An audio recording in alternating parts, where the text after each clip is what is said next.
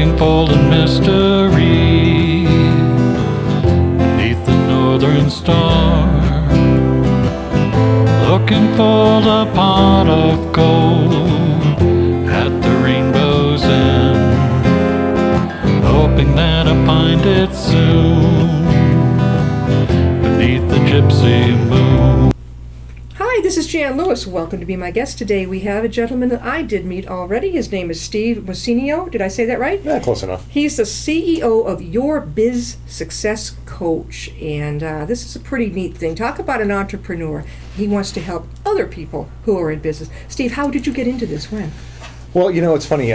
So a little bit of background about me. I'm also a doctor of physical therapy. I own a practice in Shrewsbury called All Access Physical Therapy, as well as a fitness center called All Access Fitness Academy. And really the reason those businesses are where they're at is because I worked myself with a business coach. And so we opened our doors back in 2002, and around 2005, 2006, I hired my first coach with the idea that I wanted to actually develop a coaching program information product for other physical therapists to help them have success. And my coach took me aside and said, well, look, let's work on your business first. Let's put some things into play here that will actually make your business more effective and then give you leverage. In other words, when you're talking about your business and why people should listen to you. And I said, okay. And the stuff that I learned from it, we had a long relationship, and I learned a ton in terms of understanding how to run a business more efficiently than I was, a lot of systems implementation around sales and marketing, human resources, cash flow management, really all aspects of the business that, you know, coming out of a grad school which was focused on physical therapy, I didn't really have that background. And he was a good mentor for you. Absolutely. Yeah, he was awesome. Yeah. And so he really guided me along and really took my business from where it was, which was doing well considering we'd only been open 2 or 3 years. But we were, at that time, I like to tell the story because I like people to understand the importance of coaching and working with a coach. And one of the things that happened to me is I went from a business that was doing $600,000 in gross revenue. In the following year, after we first hired my coach, and his name's David Hilton, he took us to where we were making $900,000 the following year, right around there. That's great. I mean, we're talking, literally $300,000 improvement for an investment, which was less than $20,000. And so, one of the things that I like to get across to people is it's about investing in yourself, it's like an education. And that's what's beautiful to me about coaching, and what really interests me is it's the idea of helping people in a new way and engaging with people in a way that's going to help them move forward in their business as well as in their lives. Right. So in person as well as, we talked about this, but there's a new book out, and God help me, I can't remember the name of it, but I picked that up and I saw this is spot on. A lot of our children, they're lacking the empathy they need to relate to other people because of like this. Yes. And when I tell other people, about getting out there and getting noticed, I'm serious, because I said don't rely on your computer. Don't necessarily just sit there and expect good, get out there in person. Yes. I mean, maybe you are doing well on the computer, but at the same time, you want to do 2 or 3 times as well?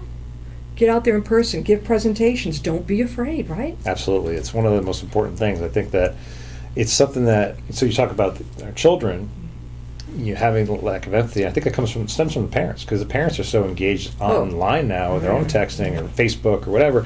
There's none of that personal interaction anymore, and that's a huge problem. How do you develop a real relationship when you're trying to do it over text or email or what have you? You can't do it. You have to get either in front of an individual or get them on the phone at least. One of the strategies I teach a lot of my clients is using LinkedIn, for example. And LinkedIn is a great way to connect with people. But if you're just going to go and connect with people and not do anything more than that, even if you send them 1 or 2 messages and not really ask them to get engaged with you outside of that format, you're not going to get anything out of it. Right. That connection, it's just a connection. Yeah, it's just a connection. It's not connection. A face-to-face. Right.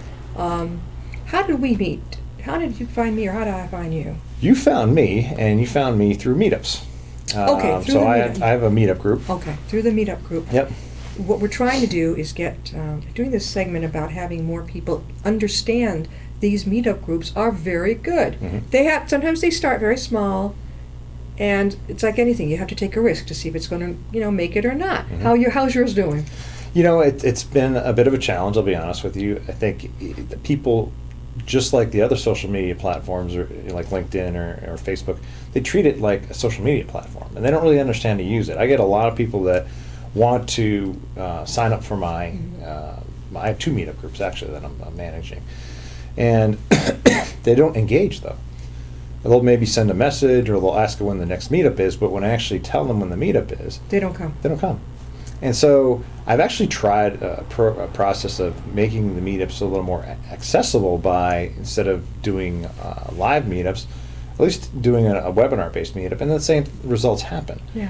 And the idea That's is, odd. it's really very odd, and you try to provide content that's going to help them, assist them grow their business, and for whatever reason they don't engage. They'll sign up and they don't come, and I don't understand. That's the frustrating part about Yeah. meetup. I think there's more to it. I think what I've learned is there's more to doing a meetup than just the basics that the meetup platform has. You have to find a way to almost sell the meetup Yeah. beyond what it is, and Yeah. you certainly use Schmooze your meetup. right. And, Exactly. there's a process of the follow-up system and follow-up emails that go out about the event that, again, has to be enticing. So there's a marketing piece to that, other than just saying, hey, here's my meetup, this is what we're going to talk about. You have to Right. actually, touch a pain point with them Yeah. within the conversation of your of what Or say, you're presenting. We're going to have a about the steak meetup. dinner. Right, Something exactly. like, Steve, when somebody wants to engage you as a success coach, in all this stuff going on, how do they find you? Well, pretty easily. I can be found at yourbizsuccesscoach.com. That's my website, www.yourbizsuccesscoach.com. I can be found on Facebook at facebook.com/yourbizsuccesscoach. I can just look for me for Steve Mussinceo on Facebook.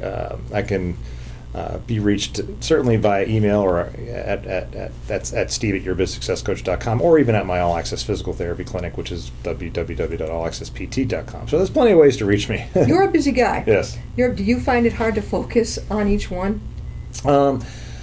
I do at times, but what I do is I just set myself back. I take myself back into the moment where I'm at, what needs to be done, I prioritize, set my schedule, and by being consistent with that, I can manage. And so the other piece I do have is that I have great people working for me in the physical therapy and the fitness So you business. can rely that they're there. And, And they're set up in a situation where they are empowered to run the business. They're Right. empowered to oversee how things operate. There are things they need me for, but I'm not necessarily need to be there present 24/7 like a lot of business owners are in their business. Exactly. And so I can get out and connect with other business owners, work with them and help them build their businesses. And one of the things that I'm working on now is trying to also, you mentioned, we talked earlier about relationship development. Well, what would be great, and I think for a lot of business owners, is to get them in the room with other business owners. Oh, I yeah. think that a lot of the events that are out there, the meetups, the Chamber of Commerce, the BNI, those are situations where not everybody is really a business owner. Right. And so that not everybody feels the same pain as the individual who is Right. in the room and so forth. So, Sure. we're trying to I'm working on creating a business leaders club where business owners, and even high-level executives, but that's, where I draw the line, Yeah. can come together, share their knowledge, share their experiences, develop strong relationships where they can, generate referrals for each other, generate, maybe develop joint venture partnerships, and actually, develop like lifelong friendships that also are fruitful with respect to financially and Sure. just And personally, too. personal success. Exactly. Steve, are you giving any presentations around? Yes, as a matter of fact, last month I did a presentation at the Courtyard Marriott in Marlborough regarding the Business Leaders Club. I'll be doing another one in September. I don't have the exact date. I'm still pinning that down with the Marriott. Right. And I'm also doing webinars on the Business Leader Club and what it's all about. And we do that. I've been doing those weekly. I'm taking a break in the next 2 weeks just because it's Labor Day, but Yeah, we'll get back sure. after it. And there will be opportunities for people to get online and find the webinar if they can't go to a live event. And again, all this information is shared on my Facebook and All website right. platform. Someone's an entrepreneur. They're starting, they're trying to launch their new business. But they're like, I'm finding that this is not so easy. Mhm. That's when they would connect with you. Mhm. Do you draw a line on certain types of businesses that people are starting? I don't really draw a line. What I try to do is engage with the individual first and find out where they're at, where their head's at. How serious are they? Yeah. There are a lot of business owners that know they need help, but at the end of the day, what it comes down to is they don't have the self-belief or self-confidence I've noticed that. to make Yeah. the step. And they took the risk to run a business, but they don't want to take a risk to having to pay To get out for there, my too. service Yeah. and to also connect, and utilize me Sure. as a conduit for getting out there, as you're Yeah. suggesting. Yeah. And that's unfortunate because they're so in the now of their business. They're so in the, oh well, how can I afford this? And quite frankly, it's affordable, and I certainly can make it affordable for them, and the strategies for doing so. But they can't get out of their own way. They don't have the belief that they can't see the forest of the tree, so to speak. They can't see that this is going to turn, that the working with a mentor, working with a coach is going to really take them to another level in their business and in their life as well. So working with someone like that, not only has it got to be discouraged, well, you're going to try not to get discouraged. That's your job. Yes. At what point do you say, look, I've done everything I can for you? Well, for me, it's about showing them, when I do a consultation, it's about showing them where they're missing pieces and showing them how to address those pieces, how addressing those pieces will actually allow them to grow their business and what it can mean for them in actual revenue-wise. I have a tool that allows me to do this and a program that actually puts real numbers to the process. So they can actually see that, hey, by investing this much, this is what you're going to get in return if you follow the steps and everything we teach you. Even then, a lot of people won't necessarily jump on board, and that's just part of the territory. There's nothing wrong with no. Yeah. No for me is a learning opportunity. No is saying, okay, well, either this individual just isn't ready, or maybe there was something I didn't do in terms of connecting with that individual that resonated enough for them to take the step. So I always really look back at any conversation I have with a client that maybe doesn't turn into a customer and say, okay, where could I have improved? What could I have done better? So it's more of a self-analysis piece where I can say, okay, here's where I can grow and so forth. Then I can have these conversations with my own coach so that I can get some feedback. But you're a mentor. Yeah, exactly. Do you find it, you find it hard when you're coaching the persons who are trying to get a product out there versus those who have a service out there? Which do you find is trickier for them? I don't think, I think both are equally challenging in their own way. You have to, what it comes down to is understanding what a customer's pain point is. What is driving them to want their product or service? And then if you understand that and you understand who your avatar is, who your ideal customer is, to a point where you're really specific and targeted, well, then you can develop messaging that actually connects with those individuals and gets them to see that this person is the expert for my particular needs and wants, and they understand who I am. They get me. But what happens, a lot of business owners, is they do a shotgun approach. Well, I can service everybody. I can treat, I can work with everybody. And I say, well, that's great, but then your net that you're casting it's too big. You won't be able to afford to cast a net big enough from a marketing and advertising standpoint that's going to get everybody to come to your business. So focus on a targeted audience that you really like dealing with, so that you can actually service those people and then become their go-to person, their expert, and you'll get.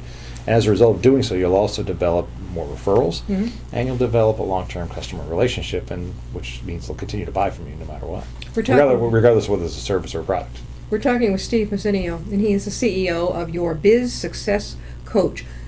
Steve, I think one of the hardest things that I have found with friends along the way, if they're starting something, is to get them to, they'll say, I can't give presentations. I'm like, well, are you going to just try for success online, right? Well, okay, it does work, sometimes, but do you want it to be even more profitable? Do you want to, maybe you've got a product that isn't, or your service isn't doing that great, even online. How about trying in person? Do you have trouble getting them to step up? Does it sometimes make them just tumble down to the end? I haven't, I've gone there with only a couple of clients, and yes, it's challenging, especially when they're thinking about being on video for the first time. I like to promote, I do a ton of video for my business and educating people. I think it's just a better way to connect. I want people to see me, hear me, feel the passion that I have about what I'm doing, and you can't really do that on just a straight, blog or email or something like that. Video is the way to go, and that's why I try to tell people, like, look, this is, if you can look at the camera and pretend that camera is a customer. Exactly. And say to it, how would you address a customer about what your product or service is, then you're going to be fine. Yeah. And it doesn't take a lot. It doesn't take it's not as scary as you think. Mm-hmm. But people get worried about perfection. What do I look like? Or what if I don't look great? Or you can't worry about that. What's going to be important to the person watching you is what you're saying and what you're passionate about and how you resonate with them in terms of addressing the needs that they're looking to have addressed one way or the other. I'll tell a friend, I'll say, look, why don't you go to a couple presentations that interest you? You be in the audience. You tell me when you come back, did you care what the person wore? Mm-hmm. Did you really care if they made a couple goofs? If you really were interested, I bet you were doing this. Mm-hmm. She says, yeah. She says, I really wasn't caring if they made a couple goofs or if he coughed or if he didn't look. She said, I was just listening to when I was involved in that. Yeah. The audio, the video, the eyes, yes. Mm-hmm. But to me, just for me, what I'm hearing is very important. Oh, totally.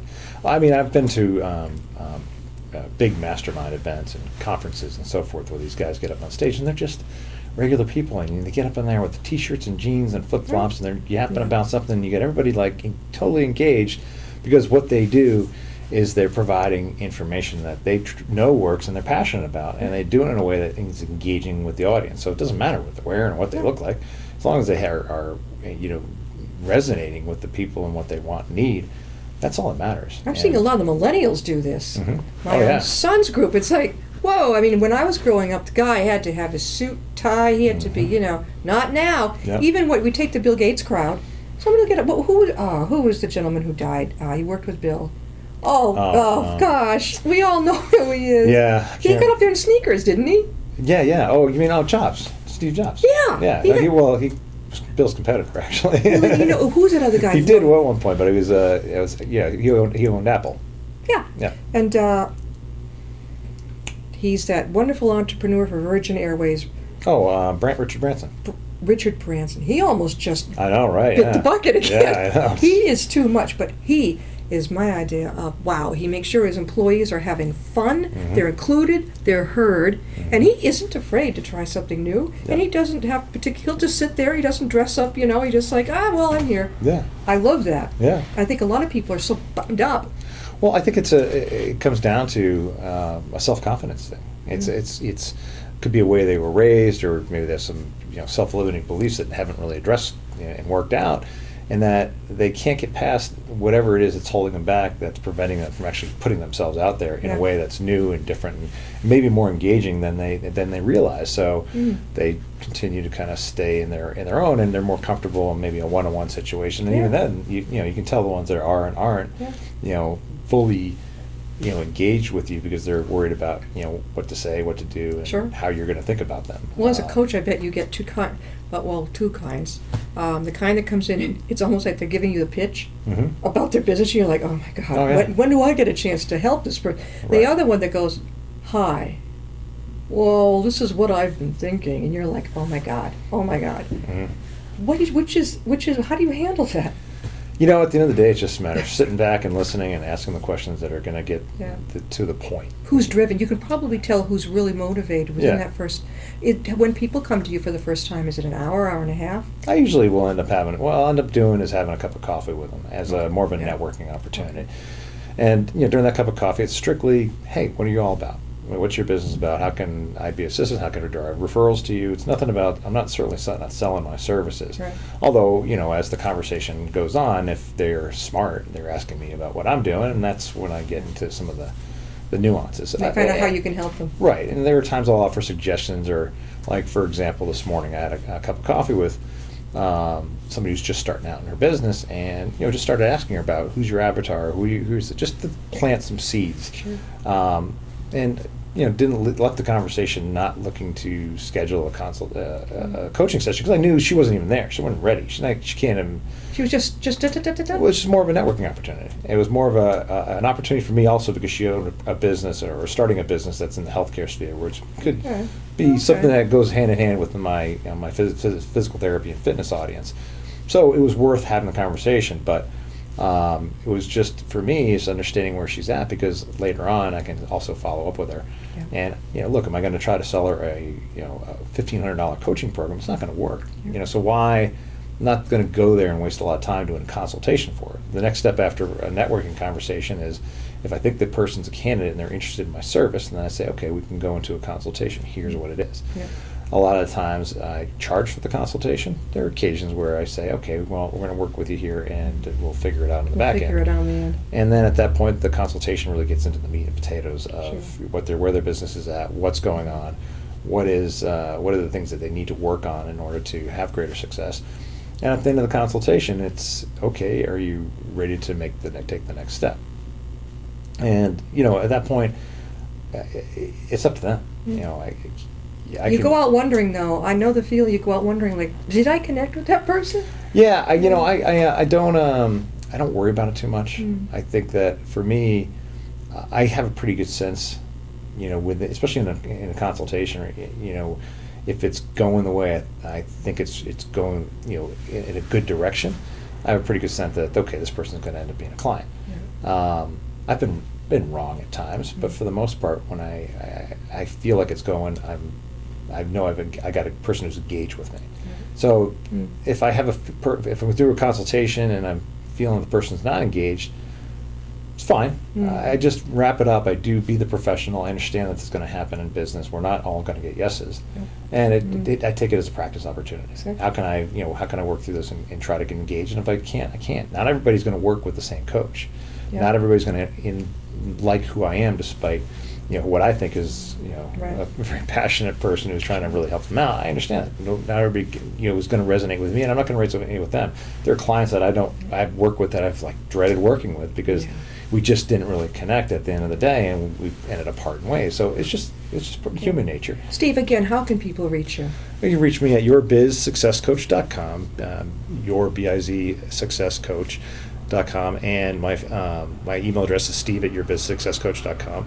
I can also be reached at Facebook, facebook.com/yourbizsuccesscoach. And of course, you can reach me by email, or certainly you can find my phone number on my website, so you can call me there too. Steve, are you from a family of people excellent at PR? Actually, absolutely not. No. No. My dad was an executive sales guy with. So was mine. Yeah, with Kraft. And radio and broadcasting. Yeah. Yeah. He was with Kraft Food Service, and he had a great personality, but he was a reserved guy at home. But when he was in front of business, he opened up. He can open up, and he he had his A game on when he was in the business area where he had to do a presentation. He can connect, and engage, but he was more of a reserved, That's person at home. It was interesting. very interesting. My mom was more of a engaging person, but she didn't have the self-confidence for a lot of her life that to really get out there and connect and do something. And she was a homemaker. That's what she knew growing up. And it wasn't until later in her life, when we were teenagers, she actually started working again, and that was a whole new thing and for her. And so I didn't grow up with the confidence that I have now. It's something that I've learned, I've gained, I've through working with a mentor, and I have another coach that I'm working now with that has really kind of helped me along that path of overcoming my own self-doubt and negativity that has built up through different events in my life and so forth. Where did you go to college? I went to UMass Amherst. What'd you major in? Business? No. I was actually a political. So actually, when I started out, I was when I went in, I wanted to go pre-med. So Pre-med? Pre-medical, yeah. I was going to be a doctor. And then freshman year happened, and things kind of fell off the wagon. And unfortunately, during my freshman year, my parents were going through a divorce, and it was just a lot of drama and stuff, and I didn't really engage in school the way I could have. And so I didn't do well. I got kind of fed up with the sciences. They were just big classrooms with boring material, and I was like, I got to get out of here. So I took a political science class and enjoyed it, and said, I'm going to switch to poli-sci with maybe the idea that I'll go and be a lawyer someday. And so, I went through 4 years of college and, got this, what amount to a useless degree, other than I can preach politics all the time, and, but at the same time, I ended up going, it put me out in the workforce, worked for a couple of years, and it wasn't until I blew out my knee playing basketball Yeah. that I got interested in physical therapy, and so I had some rehab and went through that process. And That's how you got. yeah, that's how I got interested. That had something. You have your in Shrewsbury. You have your physical therapy.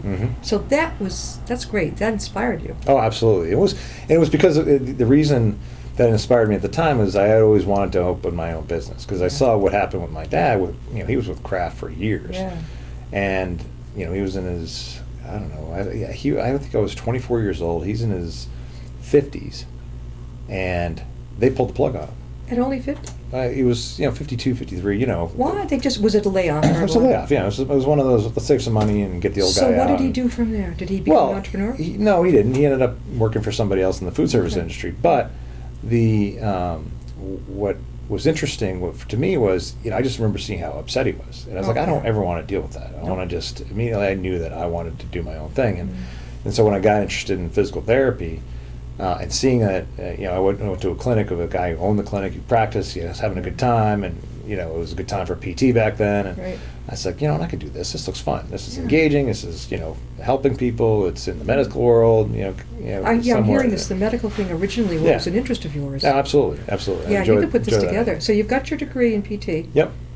and and he is a business coach. You've got just a couple of minutes left. Mhm. So you definitely have the schmooze ability. The ability, you see it in your face. He looks at you and he speaks. This is one of the things. Do you ever talk with somebody and their eyes are like, Oh yeah. drives me nuts. Mm-hmm. It's like, I'm right here, and I don't bite. This is great, Steve. Again, how can they get in touch with you? Again, reach me at www.yourbizsuccesscoach.com. That's B-I-Z. My phone number's there. I'm happy to take your call. I'm also can be reached at steve@yourbizsuccesscoach.com. That's my email address. Or you can see me on Facebook at facebook.com/yourbizsuccesscoach. I'm also on LinkedIn, and I didn't mention that yet. And just do LinkedIn search for Steve Mussinceo. That's Messineo. And Steve, before we shut down, where is your in Shrewsbury? What is the address for your physical therapy? Sure, it's All Access Physical Therapy at 904C Boston Turnpike Road. It's also the home of our fitness center called All Access Fitness Academy. I wonder if I have passed it. When I come down for Shrewsbury and I'm heading for UMass on Route 9. If you actually, where it is, it's located more toward the Northborough line, where if you're heading toward Christmas tree shops. Yes. There's a Foley Motorsport dealership Yeah. and Best Tile. We're in an office park right behind those two. Oh, you're right over there. Yeah, yep.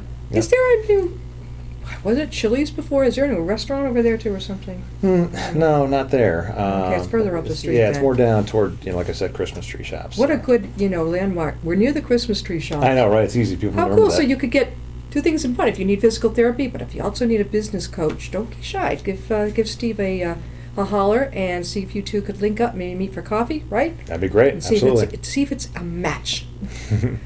Thank you, Steve, for coming in. Thank you. I We'll appreciate you have having me, back Jen. again. All right, yeah, that'd be great. All right. We'll see you Awesome. next time and be my guest.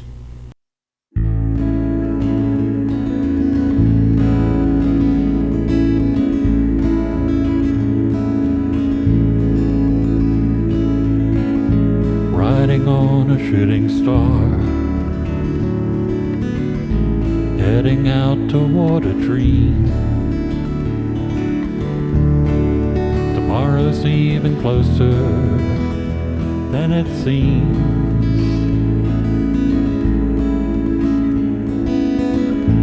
Moving through the cloudless sky, heading out toward the moon. I am dancing to the lunar tune.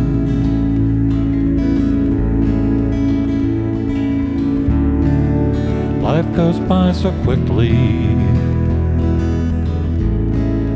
time just slips away. But tomorrow brings a brighter day.